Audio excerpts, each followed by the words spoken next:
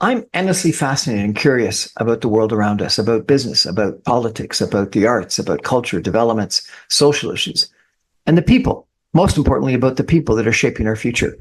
Every night, I get the opportunity to have conversations, to dive into conversations with thought leaders, with change makers, entrepreneurs, politicians, and everyday heroes who unpack the ideas and stories that I think matter to all of us. What's the future of our economy? What's the future of our country? How do we build stronger communities? What can we learn from music, theater, sports, politics, the arts? How does policy shape our real lives? What does leadership look like, real leadership in today's environment? If it's interesting and relevant and topical and we're talking about it, you'll hear about it here at 6 o'clock on the Brian Crombie Radio Hour. I want to have real conversations, in-depth conversations. These are ideas we're sharing.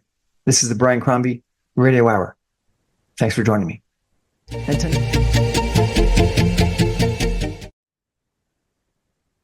Good evening, everyone, and welcome to the Brian Crombie Radio Hour. What's going on in France? Politics. It seems like there's a different prime minister nominated every week or so. A guy that I thought the president of France very highly of seems to be on the ropes. What's going on? And I think in addition to understanding what's going on in France, it's a challenge that appears to be duplicated in numerous other countries, whether it be Britain or the United States or Canada or elsewhere. So understanding how France is dealing with their political upheaval, where the market, the population seems to be splitting to the left and to the right and not to the center, I think is something that we need to all understand. And so I'm joined today by Pierre-Jean Esmio Fournel of Fournel Advisory. He is a gentleman I've known for 30 years.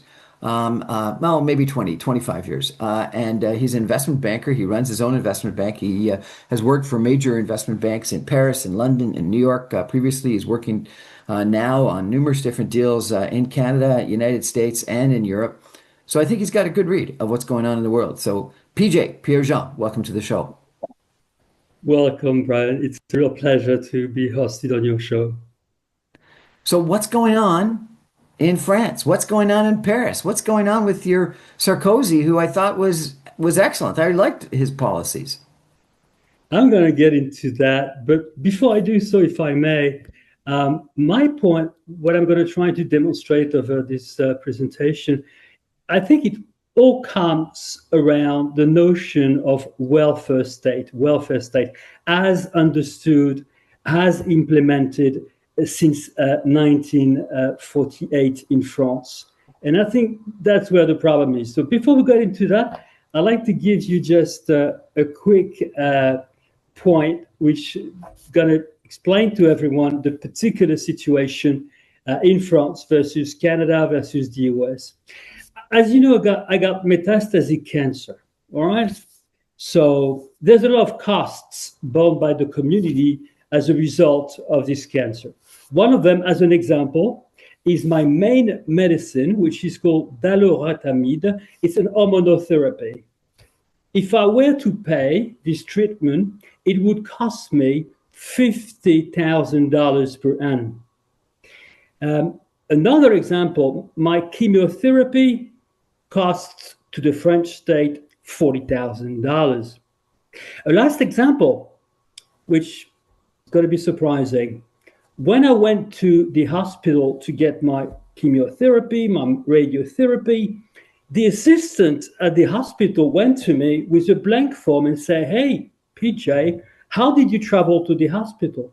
"Well, travel with my motorbike." I said, "That is fine. Just fill out this form, and the state will give you $100 every time you went to the hospital." We are used to a welfare state in France, which has got nothing to do with what you know, guys, in the US. The overall cost of my treatment to the community is $320,000 per annum.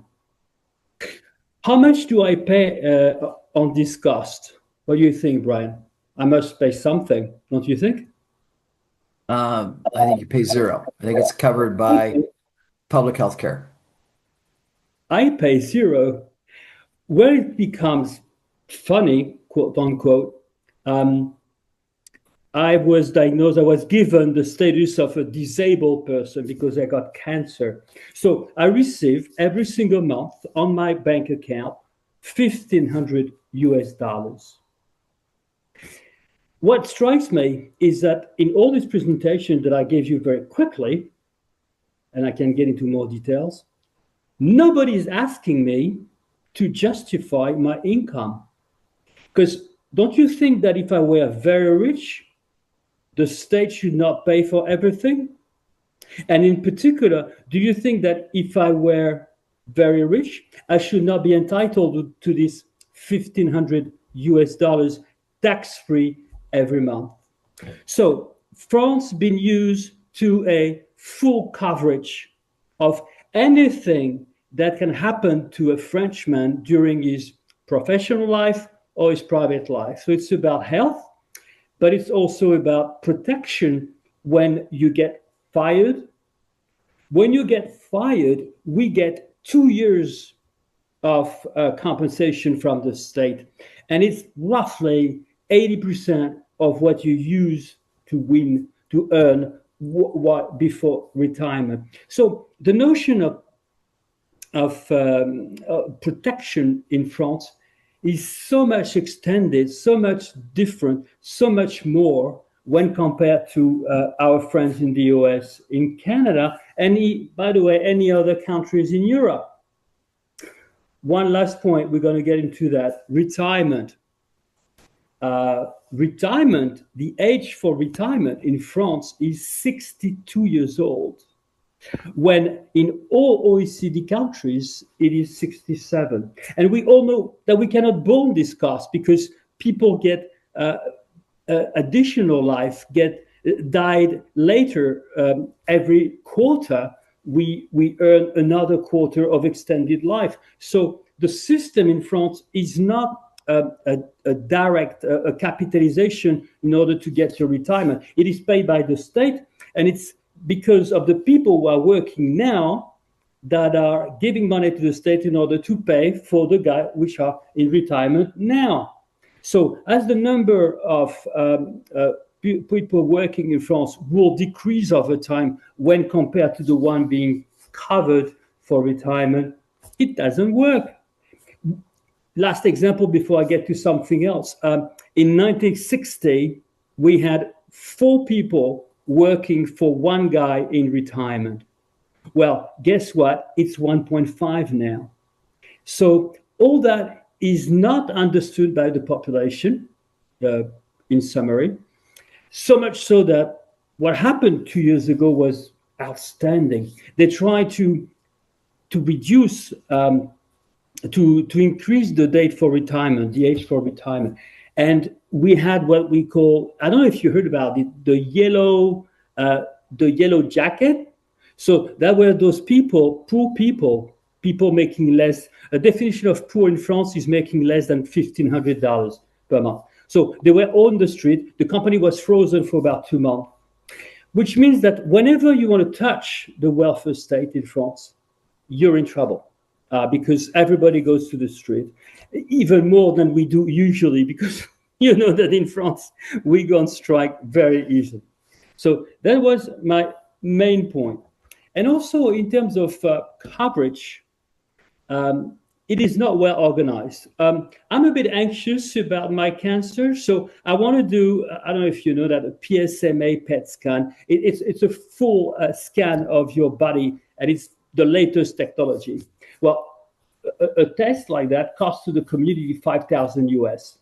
Well, I do one every 3 months because I got kids, I'm anxious, I want to be reassured. So it's my own decision to do it 4 times a year, when the procedure, the protocol in France or any other country for my treatment is once a year. Another example that needs to be corrected. And sorry, and if you had those extra 3 tests a year, who pays for those extra 3 tests that's not part of the protocol?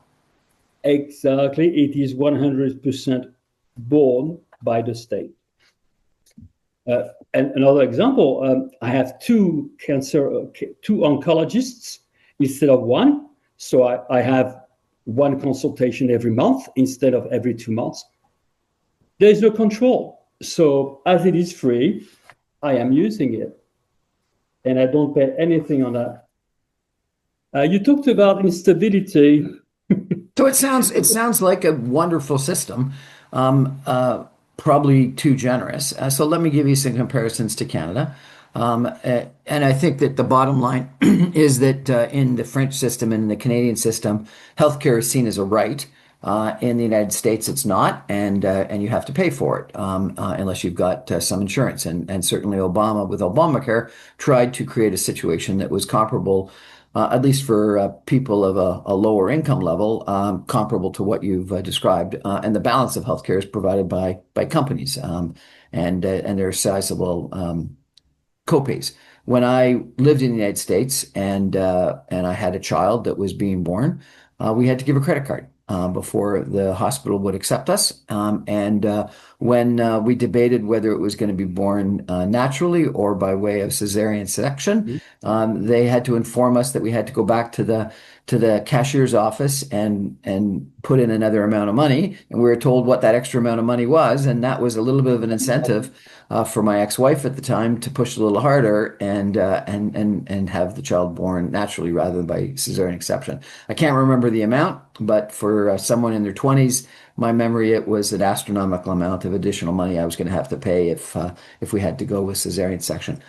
I'm not sure that's a better system. I think that what you've described and what Canada has is a better system. My father passed away of prostate cancer.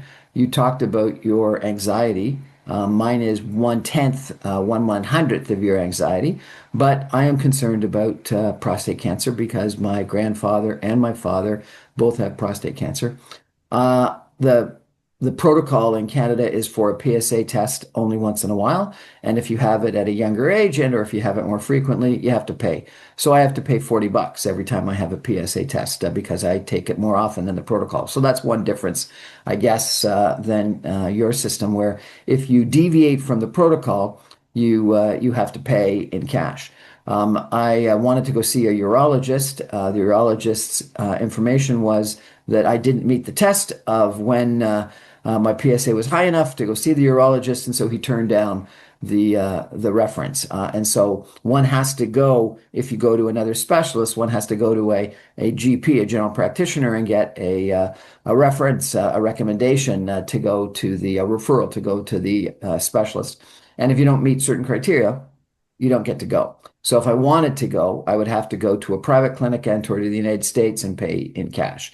And so I think that we've got a similar system to France, but less generous. And I'm not sure whether our system is better or not, but we don't have copays like they would in the UK. And on old age pensions, so our age is 65. There have been some people that have suggested increasing it to 67, and we've had seniors protest on Parliament Hill saying, "Keep your hands off my old age pension check." And so people feel like they've worked their whole life to pay into a pension, and they don't want to have that taken away from them. And so I have some sympathy with that. I think that if you're going to change it, it should be changed for people progressively rather than all at once. One of the things that we have put in place is an incentive system such that if you wait till 70 till to start getting your pension, you actually get more pension. And actuarially, it may or may not be a good economic decision, but if you are healthy and you think that you're going to live a reasonably long life, it actually makes economic sense to not take your pension at 65, to delay it until 70, and then start taking it. And importantly, that was not something mandated, but it was something that was incentivized, where you got a higher amount. And then I guess the last thing I would say is we have a similar system to you in regards to the baby boom and aging and the number of people that are going to be in retirement. I think it's gone from 5 to 1 in the 1970s to 2 to 1 today. So two people working for every one person that is on old age. And in that regard, what we've done is we've pre-funded our old age pensions. And so therefore people while working had to put money in that would pre-fund their pension during retirement. And so therefore the Canadian Pension Plan is one of the largest pension funds in the world. And it's certainly the largest pension fund in Canada and invests around the world and gets an attractive return. We have not pre-funded for some other things like healthcare. And so we've pre-funded one of the major programs of retirement, but not all. And yes, you're right. We're all getting older, and as we age, our expected life is getting greater, but yet the retirement age hasn't changed. And so there are people that are suggesting that as life expectancy increases, maybe we should be increasing the age of retirement, which I guess is the last point. To your $1,500, we would not get that. But if you get old age pensions when you're still working, if you get other, not necessarily health benefits, but other benefits from the society while you're still working, you're paying income tax on that. And even if you're no longer working, if you're making big income from your capital and you're getting a old age pension, a lot of that value will get taxed back. Not all of it, but a certain proportion of it. And so I think that we have a taxation system that will somewhat compensate for public purse spending on you, not for healthcare, but for old age security and pensions and things like that, if you're wealthy and you're still making a lot of money. Well, coming back to your several points, item number one, 100% of retirement plans payments are made by the state. There have been a lot of discussions on every election. We talked about this because, of course, it's the solution to address this problem of having less and less people paying for retired people. We never managed to get that approved. So basically, the money contributed by people working now is used for people under retirement. Now, no specific fund has been prepared ahead of this problem, and it will not be the case. Where we have a strong limitation is that it's amazing, we got 64% of our GDP is collected, is the sum of all the tax that are collected represents 64% of our GDP. We've reached the limit. In Germany, it's 48. In Spain, it's 46. In the US, it's close to 42. There is a huge gap. We can't finance that any longer. Doesn't make any sense. And for instance, another example of the system, which is overprotecting. When I did my first consultation 2 years ago and showing I had a cancer, metastatic cancer, I went to the assistant of the oncologist, and she gave me right away a form, she was signed by the doctor, saying that I was not supposed to work for the next 10 months. And that was supposed to be addressed to my employer so that I would be out of job, although I was ready to work. So I can understand that a lot of people, when they see that and they understand that for 10 months they will not have to work and they will get the same salary, well, it's excessive because I do feel you should have to make the request and not getting that as a pure automatic decision. So PJ, I don't understand. I thought Sarkozy was trying to address a lot of these things, and my sense is it's the left and the right, the extreme left and the extreme right, that have been living in dreamland and opposing many of these policies. So why is Sarkozy so low Well, in the popular opinion polls? And why is his prime minister changing every couple of weeks? What's going on? We're going to take a break for some messages. And when we come back in 2 minutes, I want to ask PJ, what's going on with the politics? Stay with us, everyone. Back in 2 minutes. everybody calls me. Sorry, go ahead. So on the political front, and I No, not really yet. want this. What? No, no. What were you going to say? We're not I recording. was just about to talk about the ministers and the president. Okay, And okay. Here we go. Here we go. Here we go. I'm not recording yet. Wait, 15 seconds of silence, please.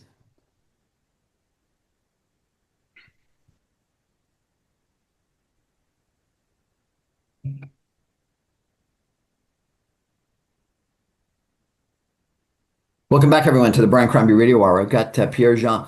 Esmil Fournel of Fournel Advisory. He is an investment banker in Paris, France, and he wanted to come on the show and talk about French politics and why it's in such disarray. We've talked about the welfare state, and we've compared the French welfare state to Canada, to the United States, to the EU, and at 64% of GDP, it appears that your taxation is very high. And there's this concept, I can't remember the name of it, but once you go over 50%, people start not wanting to work and or they decide to leave. And I've heard lots of stories about, rich people in France going to Luxembourg or Switzerland or wherever. And so what are you going to do about it? And more importantly, what are the different parties going to do about it? Because I thought, based on what I read, Sarkozy was actually trying to address this, and yet people keep protesting and demonstrating, and the popular opinion for him, who's the only grown-up in the room, it would appear, is plummeting. So what's going on?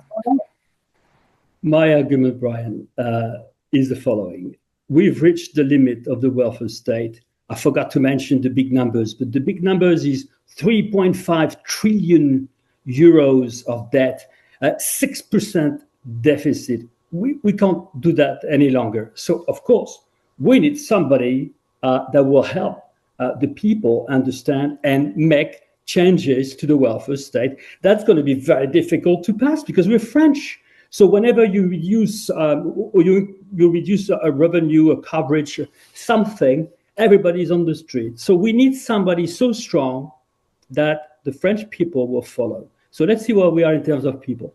We have had over the last 3 years and a half 5 prime ministers. So it's more than one prime minister per annum. And what's funny is what you mentioned at the beginning of the interview. We had Mr. Le Cornu, that nobody heard about, was appointed prime minister a month and a half ago, and he was revoked 24 hours after. So it's really turning faster and faster, and it's very difficult to follow who's get the well, who's running the country.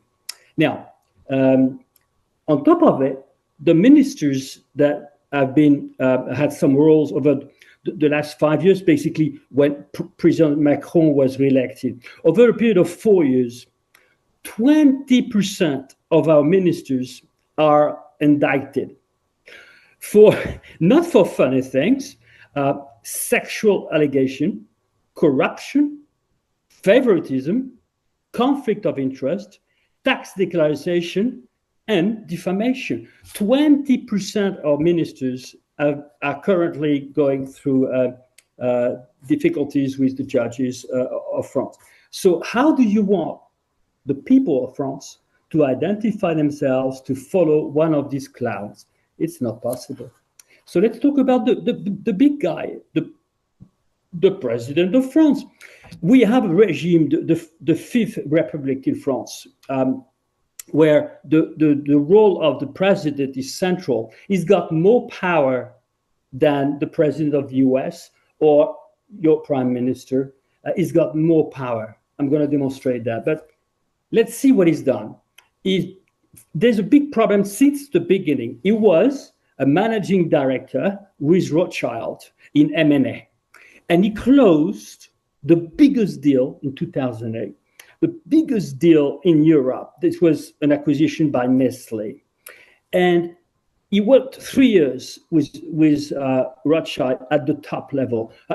That's one of my concurrents. I've been working with them, with competition. So I know how much you make as a bonus on this type of transaction, which was in excess of $10 billion.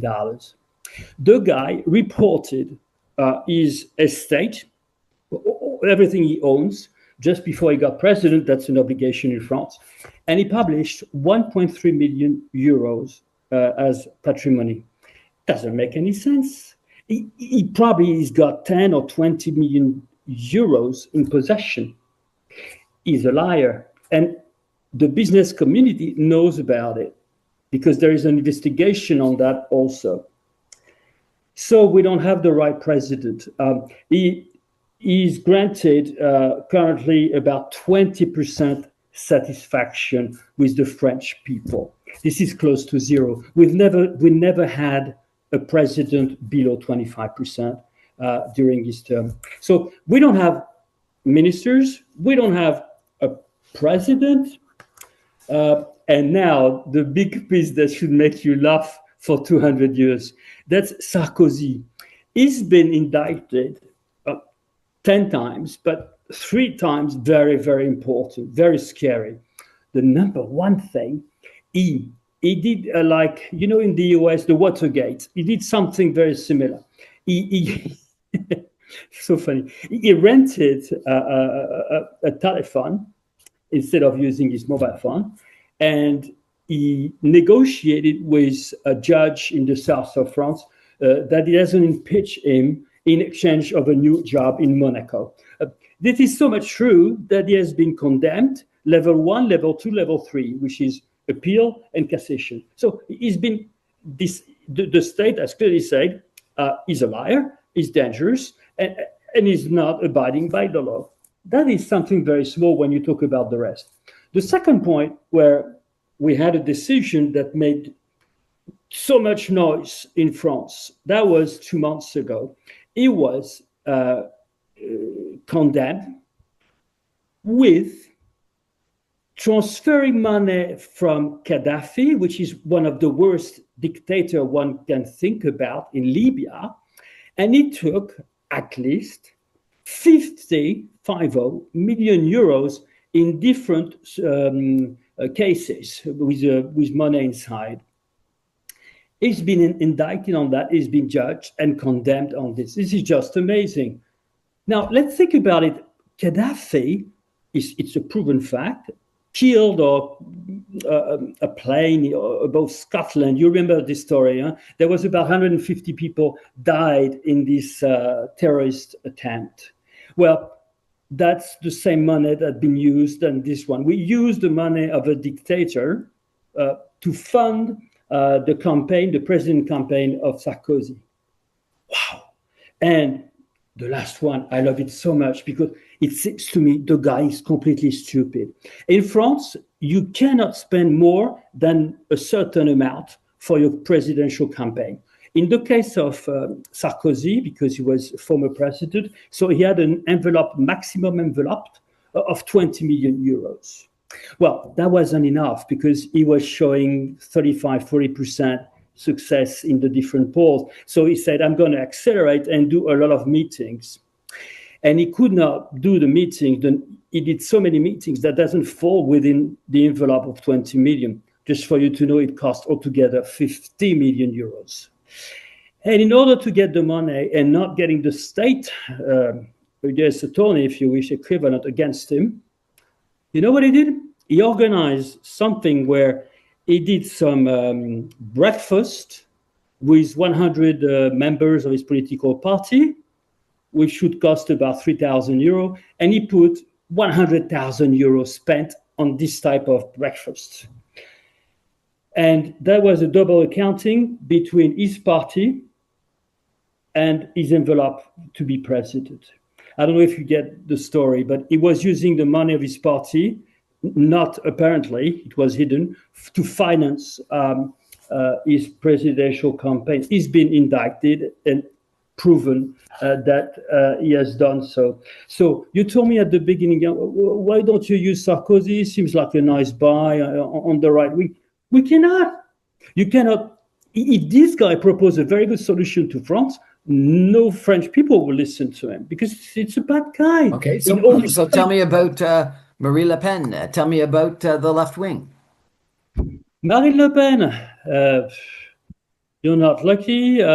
She's been indicted at the European Parliament because she was, it's a funny story. She was paying a fake assistant, and it was demonstrated that this assistant was working for her party, not for the European Council. It's amazing. You touch everyone. So knows just tell everyone, Marie Le Pen is the head of the most popular party in France today. Is that not correct? And it's on the right, and some people think that it's extreme right. And her father used to be head of the party, and some people have described as a extreme right individual. Is that Well, correct? her father founded the party in 1950. Changed name, but we don't care.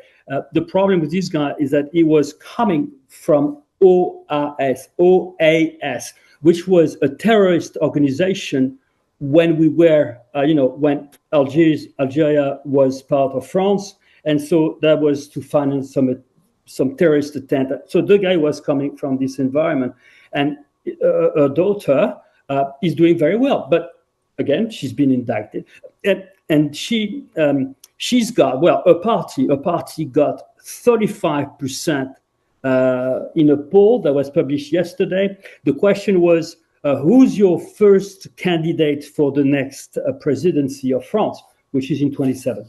And the first by far is a deputy, Jordan, because she cannot, for the time being, she cannot be presented as potential president because she's indicted. So Jordan is only 30 years old. He's got the best score. He's got 35%. The second potential president for 27 got 16%. So the difference is huge. And yes, our party is doing very, very well. Now, the problem will always be the same. Jordan is so young. He is not addressing the welfare state at all. He proposes some further protections, in particular for the disabled like me. So I should be very ecstatic, but Okay, it's so not. what about the left? You've got a left-wing party that also is quite popular. Is The, that not correct?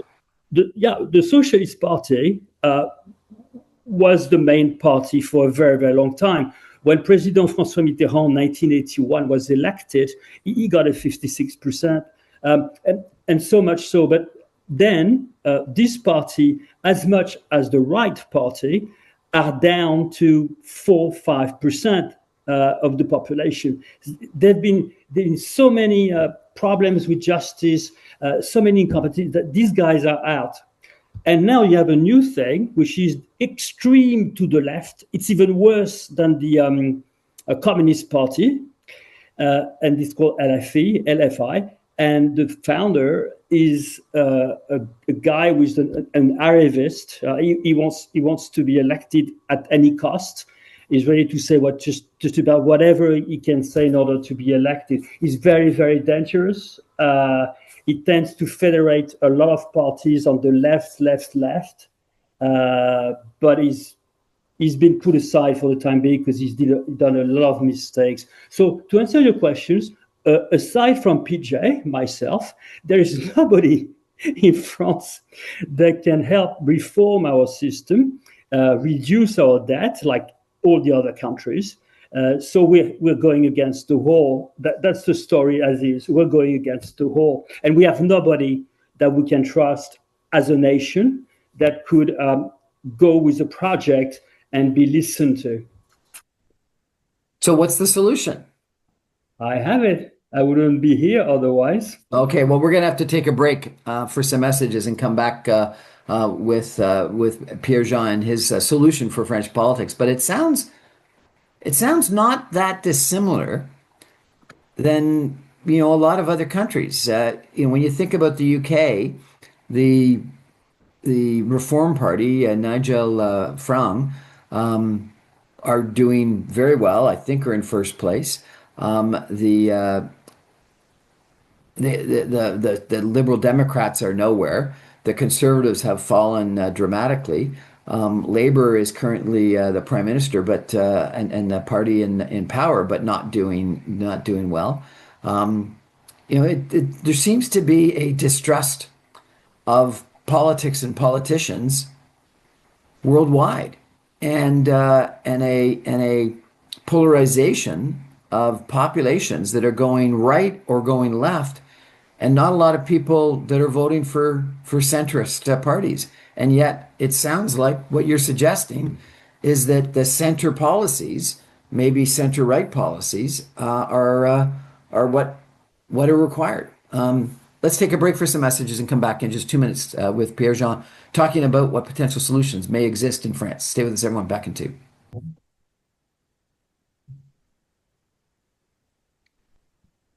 Welcome back, everyone, to the Brian Crombie Radio Hour. We're chatting tonight with Pierre-Jean Esmu Fournel of Fournel Advisory. He's an investment banker from Paris, France. He's worked in New York. He's worked in London. He's worked in Paris. He's worked for big investment banks, and he now runs his own investment bank. And he's described his own personal challenge with cancer. Actually, you haven't talked about that, but you've talked about how it was funded. And the welfare state in France.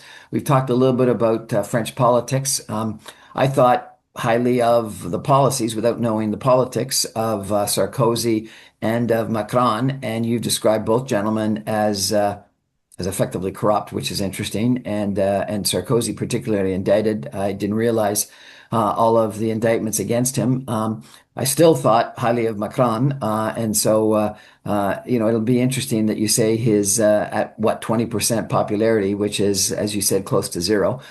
So, given the polarization in France, given the 64% of your GDP that is taxed away, given the welfare state, given the over 6% deficit that you've described, 6% of GDP deficit, what's your solution? Are you going to run? Is that the solution? PJ for president? Why not? Just forgot one point before we get into it. Do you know that for the first time in the Republic of France, our previous president, your friend, Mr. Sarkozy, is in jail. He's in jail for the last 3 weeks, and he's been condemned to 5 years in jail. Amazing, huh? Just wanted to take the latest example of how our welfare state is really jeopardized. Because you would agree with that. It's not a solution to put taxes on taxes on taxes to address the ever-growing need of the community to maintain this type of insurance. So the last example I give you has been at the forefront of our country at every level of our people, the poor as well as the rich. It's called the tax Zuckman, Zuckman tax.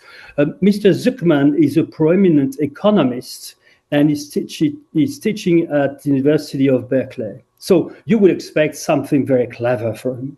So here is his proposal. It's very simple. The context is that rich French people have increased their assets, their value, their patrimony over the last 20 years at an average rate of 7% per annum. As a result, they grow richer and richer when the poor are growing poorer and poorer. In order to address this injustice, this lack of justice, his proposal is the following. Every French citizen that has an asset, a patrimony in excess of 100 million euros will pay every year 2% of his patrimony in tax. Now, if you got really rich people, you really better off if they stay in the country of France.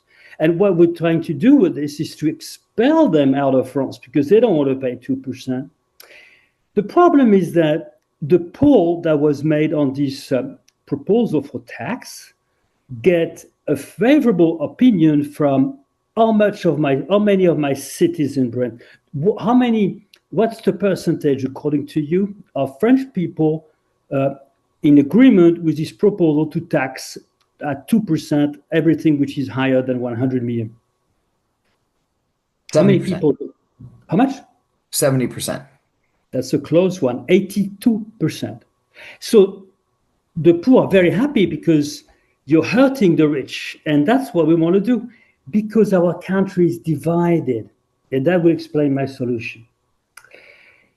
And when you think about it, if you have a startup where you raised 1 billion on the value of 1 billion, but you leave everything, you're an entrepreneur, you leave all the money in the company, you don't get a salary. Well, you will have to pay, in my example, 20 million per annum, and you have no money. It doesn't work. Anyways, so what's the solution of PJ? Well, we have to come back to the basics. We have nobody that can support a real transformation of our welfare state. I think it's a good demonstration I gave you. The second, we need to reduce the level of coverage provided by our system, the welfare state. By how much? 4 to 5 points in order to have a deficit in agreement with our commitment with Europe. So we need to remove, in other words, 150 billion euros of spending per annum and moving ourselves from 64 to 60. Now, as I said, nobody can be behind this because there's nobody. The France is divided between the rich and the poor and whatever. So we have no one to do the job. We have no government that is supported by the people. We have no clear majority in the parliament. Well, then the solution is simple. Let's cast a referendum. The referendum will be a list of expenses that the welfare state is doing as we speak, and everybody will feel what he thinks is the priority and by how much. It's very easy to do, and everybody will like a referendum. What's the beauty of a referendum when compared to laws that can be passed at the House of Parliament? As I say, the House of Parliament is no longer recognized by the French people. So if the French people do the job and select themselves what should be reduced, what should be maintained, and we use that to enact laws in conformity with the poll, well, my read, the people of France, the citizens of France, will not go in the street. They will not go on strike because they will be the one to decide what's going on. And all of this in the context that we need to achieve altogether 4-5% reduction in our spending. So it will be the condition. And why it will be accepted? It will be accepted because we all know that the debt that we have, which is abyssal, it's a great, it's too much. This debt will be paid at the end of the day by our kids. And I do trust that the rich and the poor would agree on that. We need to address it. Otherwise, our kids will be in trouble. You know that the rating of France has been decreased over the last 10 years from AAA, AA plus, AA minus, and now we're considering A plus. So it becomes very urgent to find a solution. And my poor proposal is to call on a referendum addressing what needs to be reduced. Well, I think that referenda are an excellent way of getting people involved. I worry that you need to have a very simple question, and in Canada we have had referendum on Quebec sovereignty, as you're probably aware, and the question wasn't well defined, and it wasn't simple, and people were confused by it, and it came down to 50 point something percent versus 49 point something percent. It was unbelievably close. And that's not the way to run a country where your population is split almost 50-50 on a question that was poorly worded and ill-defined. And so that I think is the issue, is that you've got to have, if you go to the people, a simple question. It's got to be well defined. It's got to be understandable by everyone. There has to be a good campaign where there are spending limits, and so that therefore money can't buy the result. And I don't think, and it's going to be very difficult for you to have a menu of a whole bunch of options. And so, one suggestion would be, if what you're saying is that the amount of money that the federal government can take, that the French government can take, has to go from 64 to 60%, or that the deficit has to be reduced from 6% of GDP to, let's say, 5% of GDP. I think that that's the kind of question that the people can answer in a referendum. And then the details of exactly how might have to be worked out by other people. Something like, should the age of retirement go from 63 to 64 to 65 to 66 to 67, every year or every 2 years over the course of the next couple of years? That's a question that people could debate in the public sphere and could vote on. I worry that if you've got a whole bunch of options of how you can reduce the welfare state, it's going to be very difficult to have a referendum where people can actually analyze and figure things out. And I'm not suggesting that people aren't smart. I think people are very smart. But in a campaign where you've got to synthesize it all down to a vote, yes or no on something, and then go into a ballot box on one day, that's challenging. And I think we've learned that because one of the things that I think that we've learned over history is that the private market works. And the reason why the private market works is because people make decisions based on price and quantity and quality every day, every minute of every day over time. But in elections, you make that decision once at one point in time, everyone all together, and winner takes all. And the example that someone in politics gave me said, think about Pepsi versus Coke. If Pepsi and Coke got to advertise for a year and spend a whole bunch of money on advertisements for a year and did a whole bunch of taste tests for a whole year, and then at the end of the year, on one day, you all decided whether you were going to drink Pepsi and Coke, and Pepsi won and made billions of dollars, and Coke went bankrupt, or Coke had zero revenue for 4 years, our market wouldn't work. That's what politics is a whole bunch of people spend a whole bunch of money and market like crazy. And then on one day, we all buy, vote, and the winner takes all. And I think that's a system that can't work, and it ends up being problematic. Now, referendum, you could have a referendum every day and make it more like the private marketplace, but people aren't going to participate every day. When we do polls, what do we get? 1,000 people, 2,000 people participate in a poll. So to do a referendum every day is impossible. But I like your idea. And I think that having it based on some simple question with an overriding objective and then let the people decide, I think that is a doable. And in Canada, in our last federal election, I think we actually had a referendum. It wasn't positioned as a referendum, but it was effectively, do Canadians want to stand up to the threat of Donald Trump's tariffs? And people overwhelmingly voted in favor of standing up to the Donald Trump threat of tariffs. Anyway, PJ, excellent to chat with you. Referendum aren't going to happen in the short term in France. So what do you predict is going to happen in the next couple of months in France? Not to be pedantic, but my read is the following. Causa popularis, causa populi, Romani est. The cause of the populares, which are the representative of the people in the ancient Rome, the cause of the populares, the cause of the people, is the cause of the Roman people. What you may not know is that we did a referendum. Last time we did a referendum 15 years ago. The question was simple.